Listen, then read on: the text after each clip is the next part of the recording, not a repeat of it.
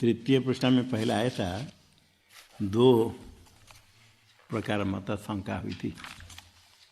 पहले तो कहा है सात्मन्य अवस्थान मोक्ष हो, भाष्य में पंचम पंक्ति में आया। इसके लिए पहले बताया था काम में निषेध नहीं करेगा, अपराध कर्म का भोग शिक्षा हो जाएगा, नित्य अनुष्ठान से प्रत्यवाय का अभाव हो जाएगा, अयत्न तैव अर्थात कोई और कुछ करने का नहीं, ज्ञान उपासना कुछ नहीं, सात्मन्य अवस्थान मोक्ष हो जाएगा और अन्य कर्म करने का ही नहीं, काम निषिद्ध वर्जन।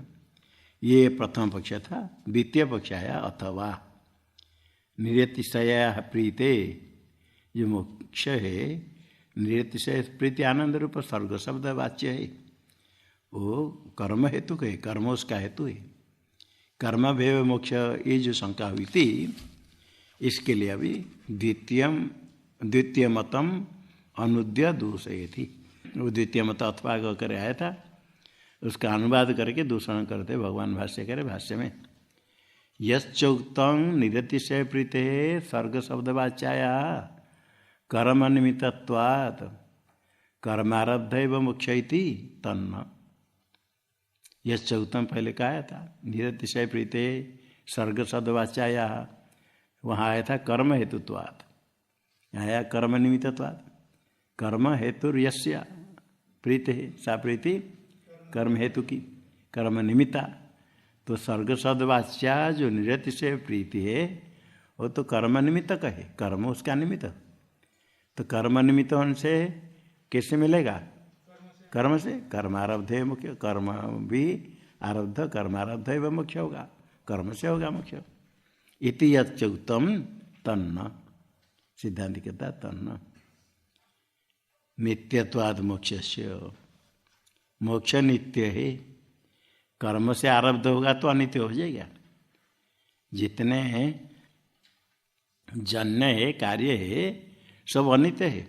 कर्म से मोक्ष आरंभ होगा तो नित्य अनित्य हो जाएगा। मोक्ष तो नित्य है। नहीं नित्यं किंचित आरभ्य थे, कोई नित्य होता है और आरंभ होता है। कर्मारब्ध मोक्ष, मोक्ष नित्य है और कर्म से आरब्ध होगा, आरंभ होगा, आरभ्य होगा। टिप्पणी में दे दिया मोक्षो न कर्मारब्धो नित्यत्वाद, नित्य हेतु दिया ना, नित्यत्वाद मोक्ष से। पूर्व पीछे ने इतने बताया, इसके सिद्धांत कहते हैं मोक्ष से नित्यत्वाद। नित्यत्वाद कौन से? नित्यत्व ने हेतु ना, न तन्न, जो तुमने कहा वो ठीक नहीं। तुमने कहा था कर्मारब्ध है वह मोक्ष, कर्मारब्ध है मोक्ष कहा था, वो तन्न। इसको देखो टिप्पणी अनुमान कर दिया, कर्मारब्ध एवं मोक्ष इति त्वयक्तम तन्न नित्यत्वात्, हेतु हो गया नित्यत्वात्। तन्न उसका साध्य करना, जो पूर्व पीछे ने कहा ना, तो उसका आरंभ, उसका अभाव। पूर्व पीछे ने कहा था कर्मारब्ध एवं मोक्ष, सिद्धांत क्या कहेगा? मोक्षो न कर्मारब्ध। प्रतिज्ञा वाक्य हो गया। क्या प्रतिज्ञा वाक्य हो गया? क्या है प्रतिज्ञा वाक्य मालूम है? बोलो। हाँ, मोक्षो न कर्मारब्ध, हेतु क्या होगा? नित्यत्वात्। दृष्टांत चाहिए, दृष्टांत क्या होगा? आत्मा नहीं, आत्मादि अर्थ दृष्टांत। जो नित्य है वो कर्मारब्ध नहीं, आत्मा नित्य है वो कर्मारब्ध होता है, इसलिए मोक्ष भी नित्यत्वात् कर्मारब्ध नहीं।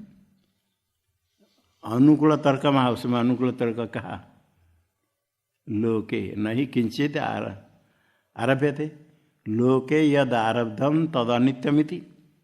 ये अनुकूल तर्क, ये लोके में जो आरब्ध होता है सब अनित्य है। यदि मोक्ष कर्मारब्ध होगा तो अनित्य हो जाएगा। यदि अनारब्ध तो न स्यात्, देखो अनुकूल तर्क कैसे, यदि साध्य न स्यात् तरी हेतुरपि न स्यात्। साध्य क्या है? कर्म अनारब्धत्व, कर्मारब्धत्व अभाव, कर्म अनारब्धत्व। मोक्ष में यदि ये अनारब्धत्व न स्यात्, अनारब्धत्व न स्यात् मतलब यदि आरब्धत्व स्यात् तदा हेतु न स्यात्। हेतु क्या है? नित्यत्व न स्यात्, अर्थात यदि मोक्ष आरब्ध होगा तो अनित्य हो जाएगा। इसको ही ऊपर दिया। यद आरब्धम तद अनित्यमिति, लोक में जो आरब्ध हो अनित्य है। यदि मोक्ष आरब्ध होगा तो क्या होगा, अनित्य हो जाएगा। यदि अनारब्धत्व न स्यात् साध्य न स्यात् तत्र हेतु न स्यात्। यदि अनारब्धत्व मोक्ष में नहीं रहेगा तो नित्यत्व भी नहीं रहेगा, अनित्य हो जाएगा। अत्र भी तर्कांतरम सोचे दूसरे भी इति इति इति इति नियमात् लोके यद आरब्धम तद अनित्यम इति नियमात् इति हेतु निरुपाधित्वाद इत्यावत। इसलिए हेतु में यह अनुकूल तर्क होने के कारण हेतु में उपाधि नहीं है, शंका नहीं है, व्यभिचारी की शंका। हेतु निरुपाधित्वाद कोई उपाधि नहीं और व्यभिचार शंका है ही नहीं, अनुकूल तर्क दे दिया। और निरुपाधि होने से भी एक दूसरा है तर्क है, यदि असद हेतु होता तो हेतु में कोई उपाधि होनी चाहिए, यहाँ कोई उपाधि नहीं है, इसलिए ये भी एक तर्क है। हेतु निरुपाधित्वाद यह यथार्थ है मोक्ष न कर्मारब्ध। इसके पर शंका करते हैं न च ध्वंस भिन्नत्व उपाधि, ध्वंस भिन्नत्व उपाधि। देखो सिद्धांति के अनुमान में साध्य क्या है, हाँ आरब्धत्व न अनारब्धत्व, अनारब्धत्व साध्य है कर्म के द्वारा। अनारब्धत्व जो कहते हो साध्य जहाँ रहेगा, अनारब्धत्व यत्र तत्र ध्वंस भिन्नत्व। ध्वंस आरब्ध होता है, ध्वंस में अनारब्धत्व रहेगा, अनारब्धत्व जहाँ रहेगा आत्मा आदि में वहाँ ध्वंस भिन्नत्व है। तो साध्य क्या व्यापक हो गया ध्वंस भिन्नत्व। यत्र यत्र साध्यम तत्र उपाधि। साध्य क्या है, अनारब्धत्व कर्म अनारब्धत्व।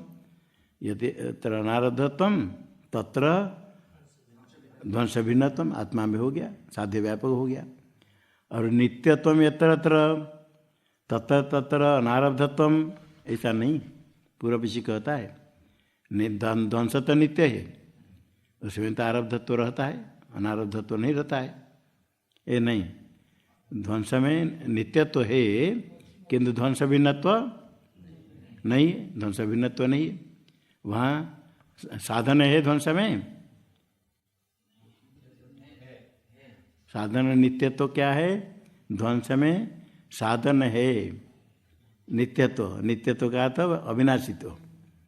ध्वंस में नित्यत्व है, साधन है, किंतु उपाधि ध्वंस भिन्नत्व नहीं है। तो फिर क्या हो गया, साधन का अव्यापक हो जाएगा उपाधि। ये जो पूर्व पीछे ने कहा ध्वंस भिन्नत्व उपाधि हो जाएगा करके सिद्धांति के अनुमान में, तस्य निरसिष्यमाणत्वाद, उसका निराश भी करेंगे इति भाव। निगमित अतो मूल में भाष्य में अतो न कर्मारब्ध मोक्ष, जो उपाधि अभी ध्वंस को नित्य मान करके कहा। नित्य का अर्थ यहाँ नित्य का लक्षण अभी बोल नहीं, नित्य का लक्षण बोलो तर्क संग्रह पढ़ने वाले बोलो। ध्वंस भिन्नत्व छोड़ दें तो क्या होगा, प्रागभाव किसने बताया, ध्वंस में चले जाएगा, मतलब अतिव्याधि बोलो, चले जाइए तो क्या, चले जाए जाने तो क्या होगा, आपत्ति क्या है, आपत्ति क्या है। हाँ, दो लक्षण में दोष अतिव्याप्ति अव्याप्ति असंभव दोष बोलना है।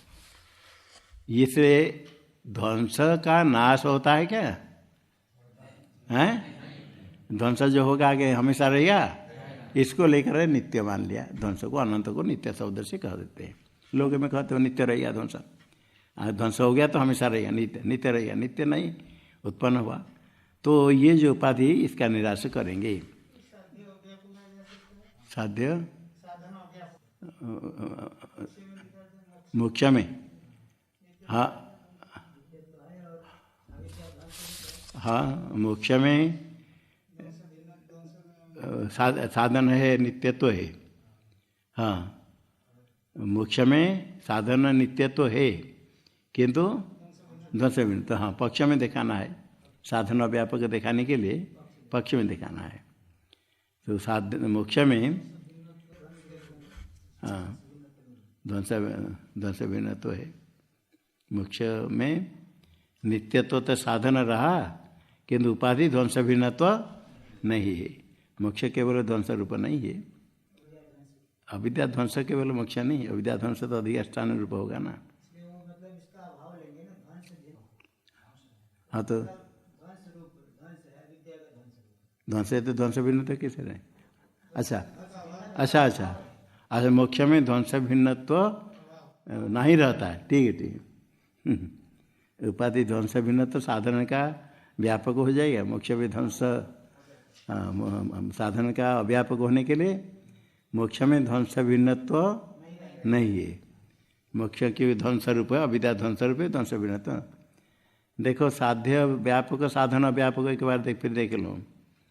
साध्य मोक्षो न कर्मारब्धो, साध्य क्या है? कर्म अनारब्धत्व साध्य है। यत्र यत्र साध्यम तत्र तो उपाधि स्यात्। उपाधि सिद्धांत पूर्व पक्षी क्या कहता है? ध्वंस भिन्नत्व। यत्र कर्मानारब्धत्व तत्र ध्वंस भिन्नत्व। दृष्टांत में देखना, आत्मा में, आत्मा में आरब्धत्व ही नहीं, कर्म आरब्धत्व नहीं, कर्म अनारब्धत्व है। और आत्मा में ध्वंस भिन्नत्व है। आत्मा में ध्वंस भिन्नत्व नहीं, ध्वंस भिन्नत्व है। साध्य का व्यापक हो गया कौन? हाँ उपाधि क्या है? ध्वंस भिन्नत्व उपाधि दृष्टांत में है। बोलो दृष्टांत क्या है? हाँ दृष्टांत क्या है? आत्मा में कर्म आरब्धत्व है क्या? अनारब्धत्व है, साध्य है। और उपाधि वहाँ है क्या? भिन्न उपाधि है, साध्य व्यापक हो गया उपाधि ध्वंस भिन्नत्व। और क्या होना चाहिए? साधन का व्यापक। साधन क्या है? नित्य। मोक्ष में पक्ष में नित्यत्व तो है, नित्य तो साधन रहेगा। पक्ष में साधन रहा किंतु मोक्ष क्या है? अविद्यास्तमय मोक्ष, अविद्या निवृत्ति ही मोक्ष है। मोक्ष कोई अलग पदार्थ मिलने वाला नहीं, अविद्या निवृत्ति। अविद्या निवृत्ति ध्वंस रूप है, ध्वंस भिन्न तो उसमें रहेगा नहीं रहेगा। तार्किक लोग भी मानते एक विंशति दुख ध्वंस मोक्ष ध्वंस है, ध्वंस भिन्न तो रहेगा है। साधन रहा क्या? साधन कहाँ रहा? मोक्ष में पक्ष में साधन रहा किंतु उपाधि नहीं रहने से उपाधि साधन का अव्यापक हुआ तो उपाधि बनेगी नहीं बनी। कौन बोलता है? साध्य का व्यापक बना और साधन का अव्यापक बना तो उपाधि बनेगी? कौन मना करता था? बनेगी? क्या उपाधि होगी? हैं? ध्वंस भिन्नत्व। न च ध्वंस भिन्नत्व उपाधि करके आगे ज़्यादा न्याय विचार करेंगे तो वेदांत तो छूट जाएगा। तस्य निरस्माण आगे मूल में आ जाएगा, निराश करेंगे। अतो न कर्मारब्ध मोक्ष, मोक्ष कर्म भी आरब्धो न भवति न भवति। और कोई एक मत भी है केवल कर्म से मोक्ष नहीं हो, उपासना सहित कर्म से तो मोक्ष हो जाएगा। इसके लिए कहते विद्या सहितानां कर्मणाम नित्यारंभ सामर्थ्यमिति न च वाच्यम इति चेत। शंका करता है पूर्व पक्षी, इसे टीका में तो नहीं ना। हाँ आगे आएगा। पूर्व पक्षी कहता है केवल कर्म में नित्यारंभ सामर्थ्य है ही नहीं, किंतु उपासना सहित कर्म से मोक्ष हो जाएगा। उसमें दृष्टांत देते हैं दग्धि विष, दग्धि ज्वर का है तो विष मरण का है तो ये, किंतु मंत्र समय वो करेंगे कुछ विष मिला करके, दग्धि में गुड़ मिला करके खाओ ज्वर नहीं होगा। और विष में कुछ मंत्र के द्वारा करके संस्कार, विष में भी औषध बनाते हैं, आरोग्य हेतु हो जाता है। विष में जो बहुत दवाई औषध है विष है, जो आप लोगों ने लिया ना करुणा के लिए, आर्सेनिक है क्या है? आर्सेनिक होता है, क्या कहते हैं उसको, आर्सेनिक को आकुनाइट है महुरा, आर्सेनिक है एक औषध उसका हिंदी अर्थ बोलिए, आर्सेनिक विषय है। हाँ, और आकुनाइट भी लेते कोई बुखार आदि से सदियों से, वो भी महुरा। शंखुआ विषय कहते हैं, आर्सेनिक कहते शंखुआ, शंखुआ विषय कहते कि किसी भाषा में संख्या, हाँ संख्या विषय है आर्सेनिक, और महुरा कहते आकुनाइटी। आकुनाइटी को महुरा किस भाषा में अलग अलग कहते हैं, महुरा एक संख्या विषय कहते, बड़े उत्कट विषय है। हाँ बहुत आर्सेनिक सब ने लिया, उसका शोधन करके बहुत सूक्ष्म से देते हैं तो आरोग्य का हेतु हो जाता है। और एक होता है नक्सुमी का, बहुत लोग मालूम है नक्सुमी का, कुचिला है, कुचिला कुचिला भी बनाते कौन है। और एक सर्प की विषय से औषध बनाते, वो लाकेसी कहते हैं होम्योपैथी वाले, वह सर्प के विषय से बनाते हैं। इसी प्रकार बहुत विषय से औषध बनाते। तो विषय भी मरण का हेतु जो विषय है उसका शोधन करते हैं तो आरोग्य हेतु हो जाता है। और दधि भी द्वारा का हेतु हो, और गुड़ आदि मिलाकर खाएंगे तो स्वास्थ्य के लिए। सरकरा सरकरा कहते। तो ये विद्या सहित कर्म में नित्य आरम्भ सामर्थ्यम, नित्य से मोक्ष से आरम्भ सामर्थ्यम इति चेत न, सिद्धांत कहता है विरोधात। नित्य में आरंभ का सामर्थ्य, नित्य का आरंभ, विद्या सहित कर्म में क्या सामर्थ्य है, नित्यस्य आरंभे सामर्थ्यम, नित्य का आरंभ करने के सामर्थ्य, नित्य को आरंभ उत्पन्न करने के लिए सामर्थ्य आ जाएगा किसमें। किस कुछ भी करने पर भी नित्य को कौन उत्पन्न करेगा, किसी के साथ कोई मिलाओ, नित्य को कौन उत्पन्न करेगा, कोई कर सकता है। उत्पन्न होगा तो नित्य कैसे होगा। ये नित्यम च आरभ्यते च विरुद्धम, कहते किसी में सामर्थ्य आ जाएगा। ओ सम्राट आ जाए, भगवान भी क्या करें, नित्य को आरंभ कैसे करेंगे, यदि आरंभ करेंगे तो नित्य होगा।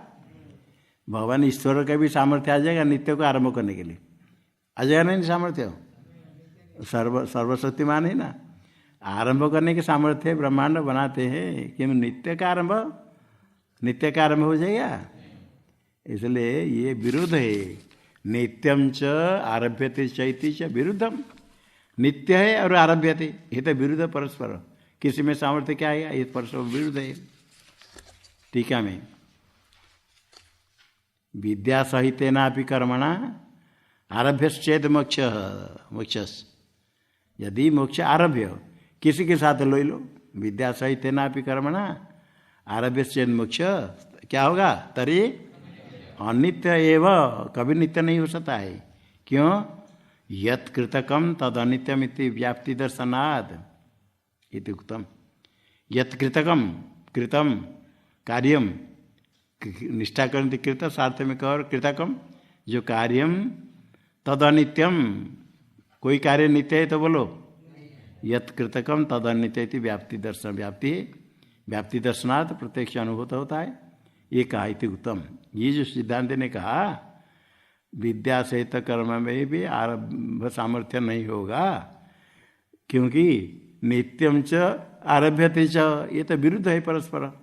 इसलिए किसी के साथ समुचय हो जाए तो भी नित्य के आरंभ का सामर्थ्य कभी नहीं हो सकता, ना कर्म में ना किसी में भी हो। नित्य का आरंभ ये संभव ही नहीं। यहाँ स्वल्प विराम कर देना, व्याप्ति दर्शनात् इति उत्तम। तत्र, यहाँ से अलग, तत्र व्याप्ति भंग अनुमान संकते, विराम होने से ठीक है, स्वल्प कर दे अर्ध विराम। यत कृतकम तदनित्य व्याप्ति दर्शनात् इति उत्तम, सिद्धांत उत्तम, इसके ऊपर विराम कर देने में ठीक है। हाँ, क्योंकि आगे तो संख्या की अलग है, उत्तम कार्य।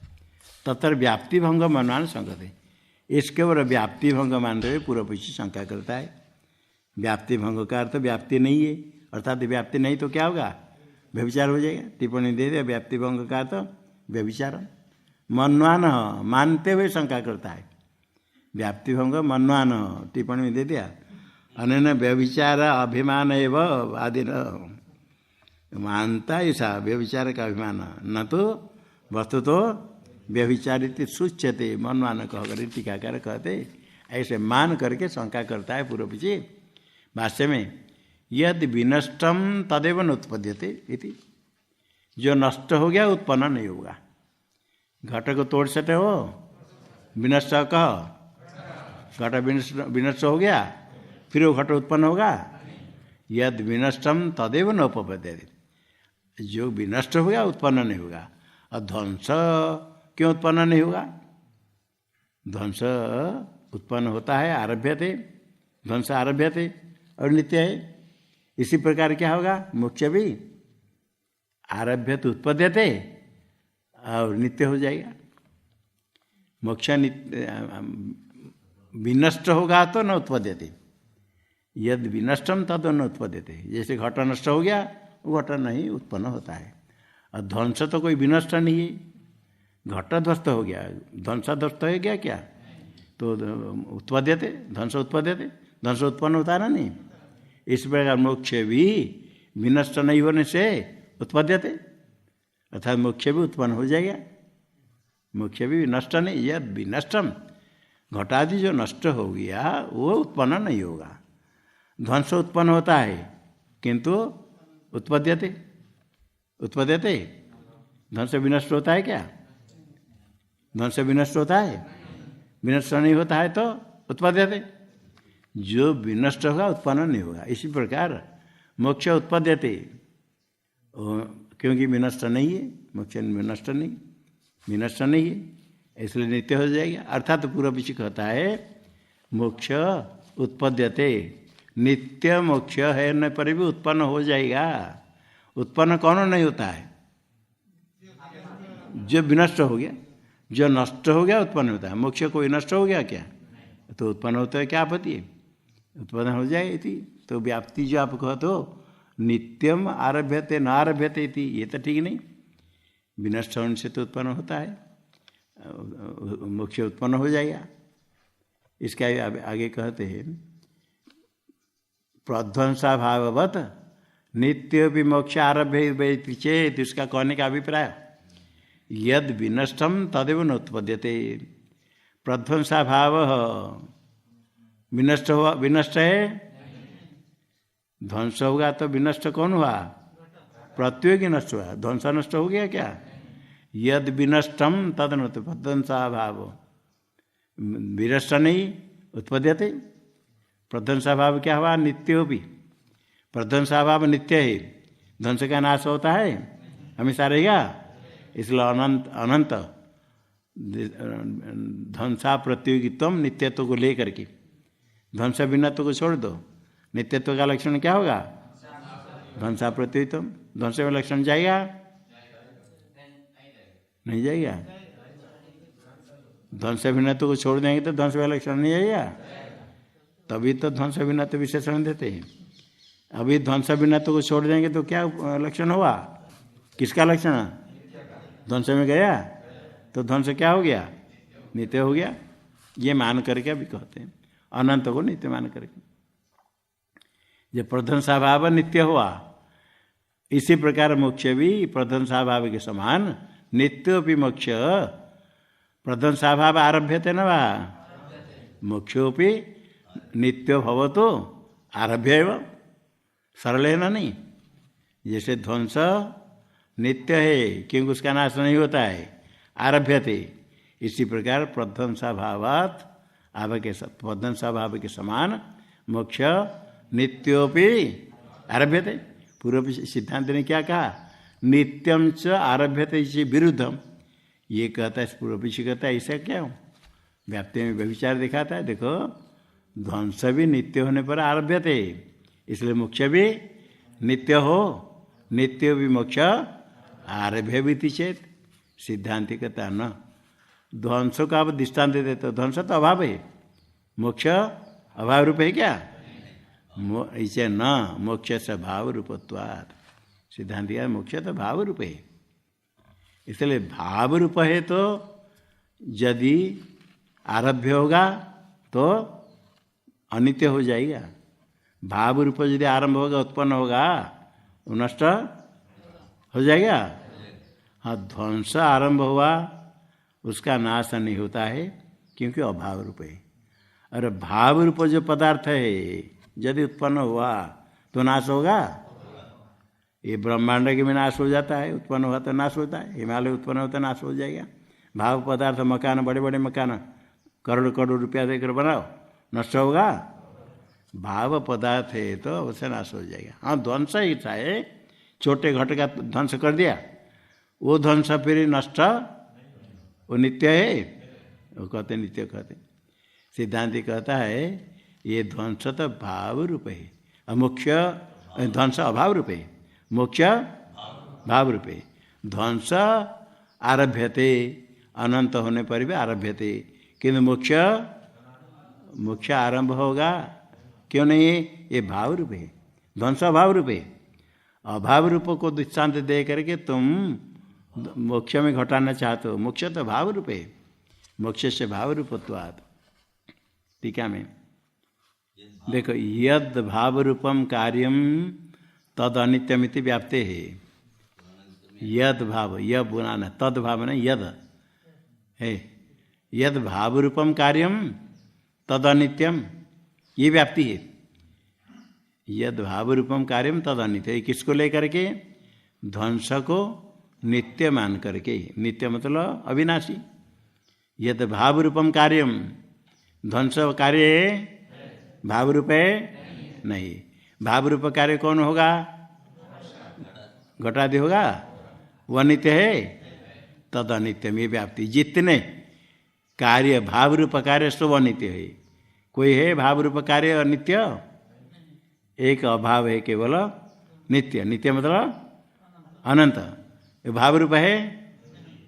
इसलिए ध्वंस ये प्रध्वंस भाव में कार्य तो मान करके, प्रध्वंस भाव कार्य है मान करके भाव रूपम कार्यम तद अनित्य व्याप्ति बता दिया। और तब च मोक्ष से सिद्धांति कहता है पूर्व पक्षी को, तुम क्या मानते हो मोक्ष को? नित्य या अनित्य मानते हो? नित्य, किंतु भाव रूप है। तब च मोक्ष से निरतिशय प्रीते, निरतिशय प्रीति रूप स्वर्ग पूर्व पक्षी ने कहा था, वो भाव रूप है अभाव रूप है? स्वर्ग को अभाव रूप मानेंगे? भाव रूप है, तो भाव होगा तो क्या होगा? अनित्य हो जाएगा। प्रीतेर भावत्वाद अनित्यत्व स्यात्, कस्य? मोक्ष से अनित्यत्व स्यात् एवं। कौन कहता है? सिद्धांति। तुमको तुम्हारा अनित्य तो आपत्ति है। देखो अभी तक क्या हुआ? पूर्व पक्ष ने जैसे कहा ध्वंस आरभ्यते और अनंत रहता है, इसी प्रकार मोक्ष भी आरभ्यते और उसको नित्य मानने कोई आपत्ति नहीं। तो सिद्धांति कहता है ध्वंस आरंभ होता है, अनंत है, ये कहा ठीक है, किंतु अभाव रूप है। जो भाव रूप है यदि आरंभ होगा, कार्य होगा, तो अवश्य क्या हो जाएगा? अनित्य हो जाएगा। भाव रूप कार्य आरंभ होगा तो क्या होगा? नष्ट हो जाएगा, तद अनित्यम, ये व्याप्ति है। अभी यहाँ तक जो हो गया, पूर्व पक्ष ने प्रध्वंसाभाव को कार्य मान करके बताया, सिद्धांत अब इसको कुछ नहीं कह करे उसको मान कर समाधान कर दिया। किंतु अभी विचार करेंगे प्रध्वंसाभाव कार्य है या नहीं है। क्या विचार करेंगे? प्रध्वंसाभाव कार्य नहीं है, क्या सिद्ध करेंगे? प्रध्वंसाभाव से कार्यत्वम अभिपगम्य, कार्यत्वम कस्य? प्रध्वंसाभाव, अभाव पदार्थ में है प्रध्वंसाभाव, वो कार्य है। ये नायक लोग कार्य मानते, पूर्व पक्ष ने कहा, सिद्धांति उसको मान करके भाव रूपम कार्यम तद अनित्यम व्याप्ति में विशेषण दिया। अभी कार्यत्वम अभिपगम्य यद प्रध्वंस अतिरिक्तम कार्यम तद अनित्यमिति व्याप्तिर व्याख्या था। भाव रूप क्यों दिया विशेषण? केवल प्रध्वंसाभाव में कार्य होने पर भी उसका नाश नहीं होता है, नित्य रहता है। इसलिए प्रध्वंसाभाव में कार्यत्वम अभ्युपगम्य, प्रध्वंसाभाव को कार्य माना, और कार्य होगा तो अनित्य होना चाहिए, कार्य होगा तो नष्ट होना चाहिए, किंतु प्रध्वंसाभाव कार्य होने पर भी उसका नाश नहीं होता है। इसलिए व्याप्ति में तो देखा दिया भाव रूप कार्य है तो वो अनित्य होगा। ध्वंस भाव रूप नहीं है कार्य होने पर भी, इसलिए अनित्य नहीं अनंत रहता है। तो सिद्धांत इसको मान लिया क्या, प्रध्वंसा भाव को कार्य मान करके प्रध्वंस से भिन्न जितने कार्य है सब अनित्य है। प्रध्वंस से भिन्न जितने कार्य सब वो नष्ट हो जाएंगे। ध्वंस एक को छोड़ करके बाकी जितने कार्य है सबका नाश हो जाएगा। ध्वंस कार्य होने पर भी उसका नाश नहीं होता है। यह सिद्धांत ने कह दिया। क्या मान करके, प्रध्वंस भाव को कार्य मान करके कथन कर दिया। तद का प्रध्वंस अतिरिक्त जो कार्य है तद अनित्य व्याप्ति का व्याख्यान हुआ। वस्तु तस्तु यहाँ वेदांत सिद्धांत देखो, थोड़ा निद्रा आलस्य को छोड़ कर सुनो। वस्तु तस्तु प्रध्वंसस्य कार्यत्वमपि नास्ति। प्रध्वंस कार्य है ना नहीं, घट को तोड़ो ध्वंस उत्पन्न हुआ ना नहीं, हाँ कार्य प्रध्वंस। वस्तु तस्तु प्रध्वंस से कार्यत्व नास्ति। ये जादू दिखाने वाले को उनको भी जादू चाहिए, ये जादू दिखाने वाले को और अधिक जादू दिखा दो वो परास्त हो जाएंगे, नहीं तो परास्त नहीं होंगे। ये जादू और वेदांति कहता है। प्रध्वंसा भाव से कार्यत्व अपि नास्ति इत्याह। प्रध्वंसा भावोपि आरभ्यते अभावस्य विशेष अभावात् विकल्प मात्र में तत्। प्रध्वंसा भावोपि आरभ्यते विकल्प मात्र तत्। प्रध्वंसा भाव आरंभ होता है, सर्वसम्मति है। प्रध्वंसा भाव आरंभ होता है, नहीं होता है तो कोई पास में वस्तु तोड़ कर देखो, आरंभ होता है ना नहीं होता है। प्रध्वंसा भाव भी आरभ्यते, ये जो कहते प्रध्वंसा भाव पे आरभ्यते थी, कहते तद विकल्प मात्रम। विकल्प क्या है, शब्द ज्ञान अनुपाति वस्तु शून्यो विकल्प। ये योग सूत्र है। शब्द ज्ञान के अनुपाति, शब्द ज्ञान के पीछे होने वाला है कि वृत्ति। वंद्यापुत्र सस्य विषाण, ये शब्द का ज्ञान हुआ है, शब्द का ज्ञान होता है। अच्छा, शब्द का प्रत्यक्ष किसको हुआ क्या बोलो, हैं? शब्द का प्रत्यक्ष होता है, समानते प्रत्यक्ष होता है। जो नहीं होता है प्रत्यक्ष वो हाथ उठाओ। शब्द का प्रत्यक्ष नहीं होता है, होता है, होता है कौन मानते हाथ उठाओ। सब देखो कोई छूटा नहीं दो। प्रत्यक्ष होता है शब्द का, हाँ शब्द का प्रत्यक्ष होता है। प्रत्यक्ष का नहीं आंख से दिखेगा, श्रवण देखेगा प्रत्यक्ष होता है। तो बंध्यापुत्र शब्द का प्रत्यक्ष हुआ, शब्द ज्ञान हो गया। शब्द ज्ञान होने पर भी, होने के बाद एक सस्य विषाण सुनने के बाद शब्द ज्ञान अनुपाति, शब्द ज्ञानम अनुपतति गच्छति प्राप्त। शब्द ज्ञान के होने वाले एक अंतःकरण में वृत्ति विकल्प वृत्ति होती है। वो वृत्ति जो है विकल्प वृत्ति है। किंतु कैसे वृत्ति है, किस विषय का, वस्तु शून्य। उसका अर्थ सस्य विषाण का अर्थ क्या है, कुछ है कहीं वस्तु, वस्तु शून्य। ये जो भी शब्द ज्ञान के बाद हुआ वो है विकल्प वृत्ति। उसका नाम क्या है, विकल्प। ये विकल्प वृत्ति अर्थात अर्थ उसका नहीं है। और मीमांसगत अत्यंत असत्यपि ज्ञानम अर्थे अत्यंतम असत्य ज्ञानम ज्ञान शब्द ज्ञानम करोति। अत्यंत असत्यप्यर्थे शब्द ज्ञानम करोति। थोड़ा सा आगे पीछे इसको याद रखना, इसे याद रखा। अत्यंत असत्यपि शब्द अर्थे ज्ञानम अर्थे करोति, ऐसा है। हाँ, ज्ञान अत्यंत असत्य भी शब्द ज्ञानम करोति, ऐसे मानते हैं। असत सस्य विषाण होने पर भी उसका ज्ञान होता है। किंतु योग सूत्र में कहा गया ये सब शास्त्रकार मानते हैं वस्तु शून्य विकल्प वृत्ति है। अर्थात वृत्ति तो हुई सस्य विषान सुन करके, वो वृत्ति क्या है? विकल्प। विकल्प का अर्थ वस्तु शून्य, उसका कोई अर्थ है ही नहीं। इसलिए प्रध्वंसाभाव आरभ्यते जो कहा, ये विकल्प मात्रम, उसका अर्थ कुछ बंध्या का अर्थ है, पुत्र का अर्थ है, सस्य का भी अर्थ है और विषाण का भी अर्थ है, सिंह अर्थ है, किंतु सस्य विषाण का कोई अर्थ नहीं। इसी प्रकार प्रध्वंसाभाव भी हम कहते ठीक है, और आरभ्यते घट ये भी ठीक है, किंतु प्रध्वंसाभाव आरभ्यते, प्रध्वंसाभाव की उत्पत्ति प्रध्वंसा से आरंभ होता है, ये तो विकल्प है। बंध्या प्रसिद्ध है, जिसके पुत्र नहीं, विवाह करने के बाद पुत्र नहीं हुआ, उसको क्या कहेंगे? बंध्या।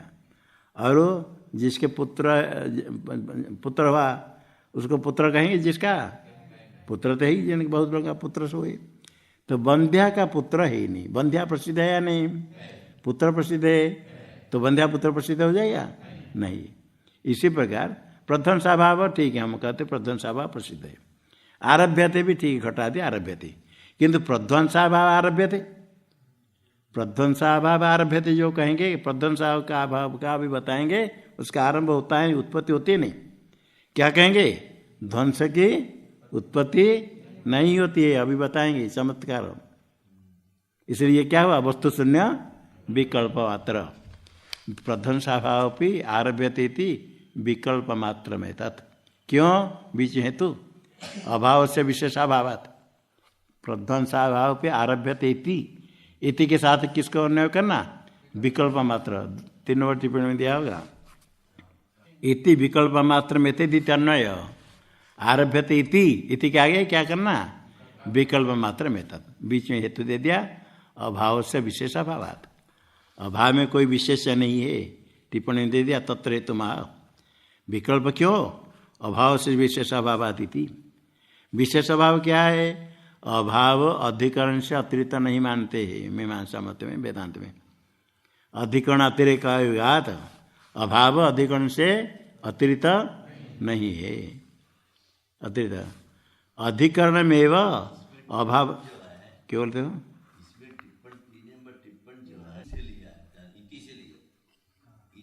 हाँ, इति से, इति ठीक है, इति के ऊपर टिप्पणी है नीचे। हाँ देखो, 2 नंबर टिप्पणी में यहाँ तक आ गया, इतने नियमादित्यर्थ नित्यत्वम अतर ध्वंसा प्रत्युगित मात्र मित अवधेयम। ये विराम हो गया, 2 नंबर टिप्पणी पूरा हो गया। आगे 3 नंबर टिप्पणी में इति विकल्प मात्र में तदित अन्वय।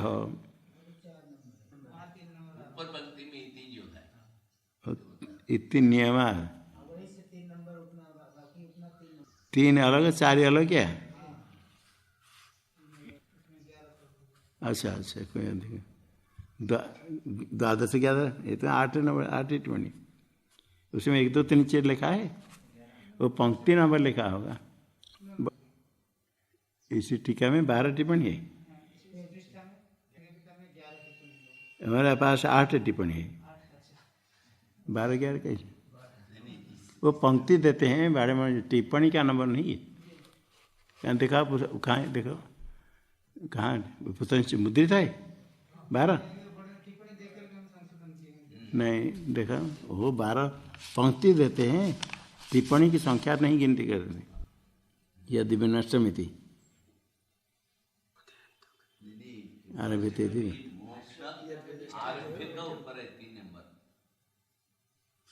ये इसमें पहले इस पुराने पुस्तक में 8 9 10 इत्यादि टिप्पणी में नंबर है, वो नीचे टिप्पणी में उसको अर्थ करने के लिए।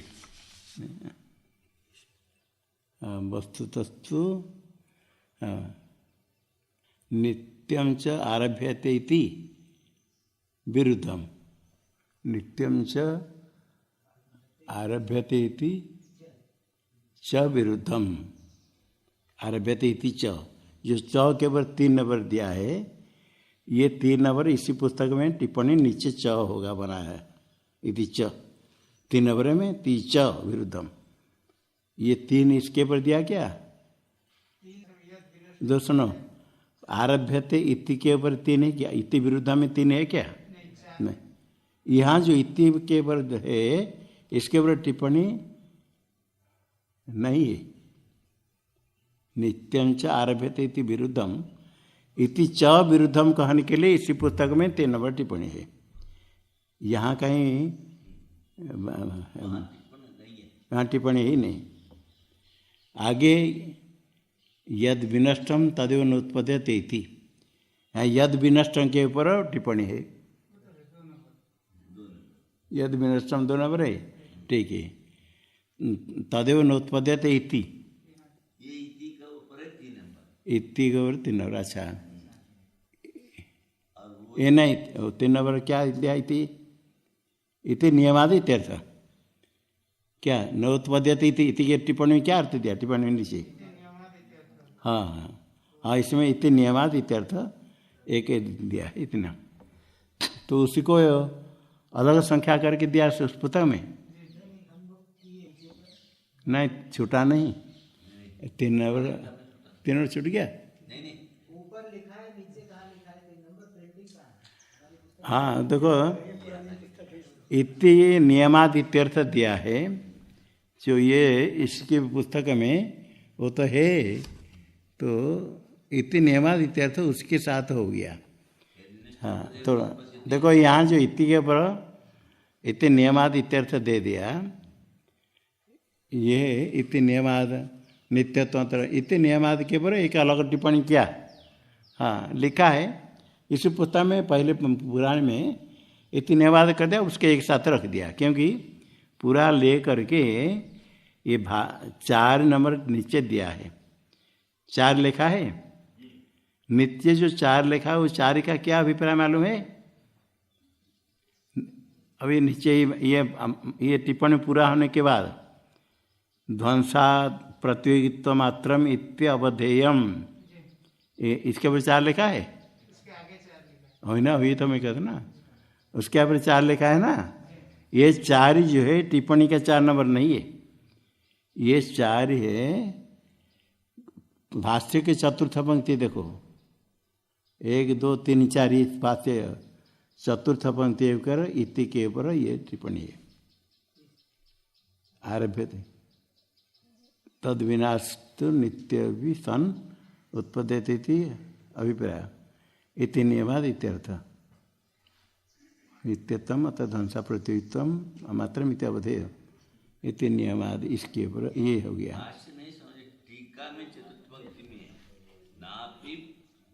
वो आगे बताएंगे, रुको जाओ।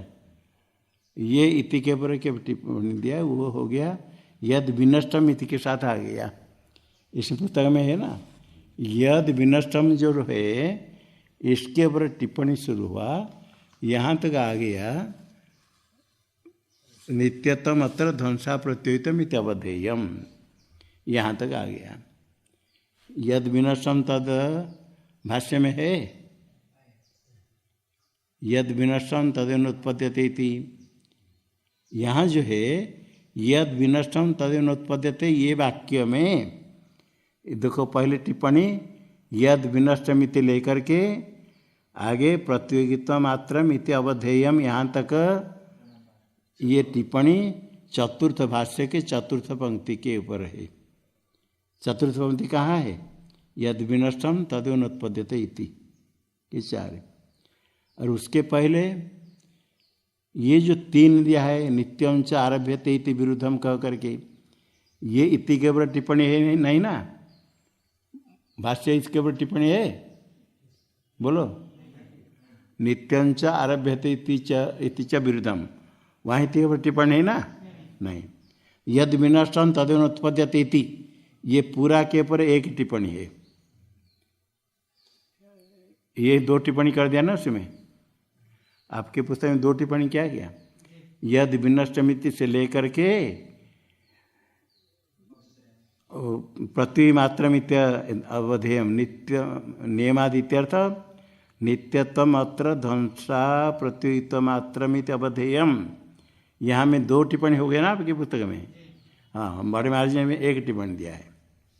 इसे पुराने पुस्तक में देशी छपा था ऐसे ही। कैसे छपा है?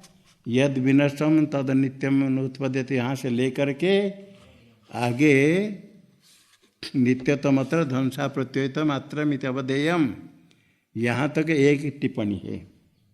इसी पुस्तक के अनुसार दो नंबर, दो टिप्पणी, 2 नंबर। आप में से 2 3 2 कर दिया क्या? 2 और 3 हैं? हाँ, तो उसमें एक अलग कर दिया। इसमें एक टिप्पणी है। बड़े महाराज जी के पुस्तक में जो 4 ही लिखा है, इस 4 मतलब भाष्य के चतुर्थ पंक्ति और टिप्पणी है। फिर आगे टिप्पणी, उसके आगे टिप्पणी क्या है? हाँ, प्रधान स्वभावी आरभ्यते इति अभावस्य। हाँ, आगे देखो, प्रधान स्वभावत नित्य मुख्य नहीं, प्रधान स्वभावी आरभ्यते इति अभावस्य विशेषाभावात् विकल्प मात्र वेतन। इसके पर आरभ्यते इति अभावस्य 3 स्थान चिन्ह दिया है। तो इति, हाँ, इति देखो यहाँ टिप्पणी दिया, इति विकल्प मात्र में तदिति अन्वय मिला। हाँ, इति की किसके ऊपर टिप्पणी दिया? इति के ऊपर, इति एते अन्वय। तत्र हेतु मह अभावस्य विशेषाभावदिति अधिकरणातिरिक्त अभावात् इति आवत् अधिकरणमेव अभावत्वेन विकल्प्यते इति भाव। आगे यद्वा, आगे भविष्य प्रधान शासन आरभ्य, अच्छा ये चला गया। यद विनशन तदेव उत्पद्यते इति, ये 3 नंबर यहाँ नहीं है। हाँ, उसमें अलग ही कर दिया है, वो नहीं है। ऐसा कैसे किया है? उसमें एक ही टिप्पणी आ गया वहाँ तक, आगे चित्र दिया है। हाँ ठीक है, उसको एक अलग कर दिया है। देखो बड़े महाराज जी पुस्तक के अनुसार यद विनशन तदन उत्पद्यते, ये टिप्पणी ये पुराने पुस्तक में जैसे छपा हो ठीक है। नित्यत्व मात्र प्रध्वंस अप्रत्युत मात्रम इति अवधेयम, यहाँ तक 2 नंबर टिप्पणी में हो गया। आगे 3 नंबर टिप्पणी उसके अनुसार संशोधन कर दो, बीच में उसमें अधिक जरूरत नहीं। ये 2 नंबर टिप्पणी यहाँ तक हो गया। इति के 3 नंबर टिप्पणी किसके पर? आरभ्यत इति, यहाँ 3 नंबर लिखो।